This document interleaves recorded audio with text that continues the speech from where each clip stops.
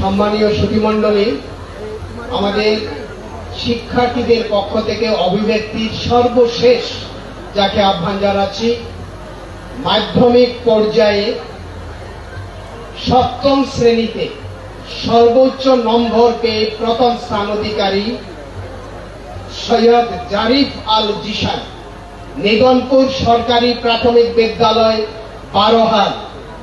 সে সপ্তম শ্রেণীতে সর্বোচ্চ নম্বর পেয়েছে, তাকে তার অভিব্যক্তি জানানোর জন্য আহ্বান জানাচ্ছি। সৈয়দ জারিফ আল জিসান।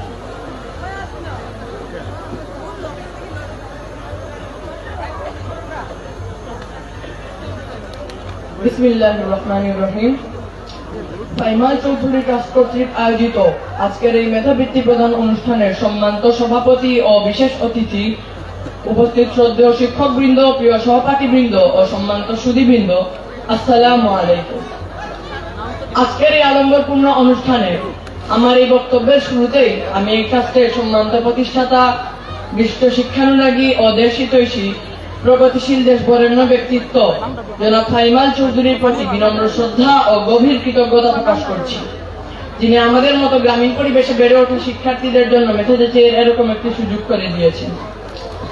তিনি যদি আমাদের জন্য এরকম একটি প্ল্যাটফর্ম তৈরি করে না দিতেন, তবে আমাদের মতো প্রত্যন্ত অঞ্চলের শিক্ষার্থীরা মেধাযাচাইয়ের এরকম একটি সুযোগ পেত না।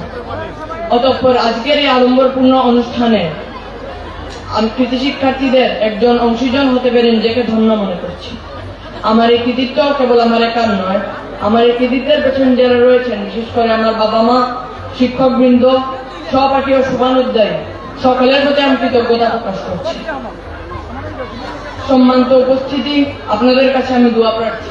আপনারা আমার জন্য দোয়া করবেন যেন ভবিষ্যতে আমিও নানা গুণে গুণান্বিত বিশিষ্ট এই মহান গুণী ব্যক্তিত্ব জনাব ফাইমাল চৌধুরীর মতো মেধায়, প্রজ্ঞায়, সৃজনশীলতায়, মানবিকতায় ও দেশপ্রেমে এক অনন্য, পরিপূর্ণ ও আলোকিত মানুষ হিসেবে নিজেকে প্রতিষ্ঠিত করতে পারি।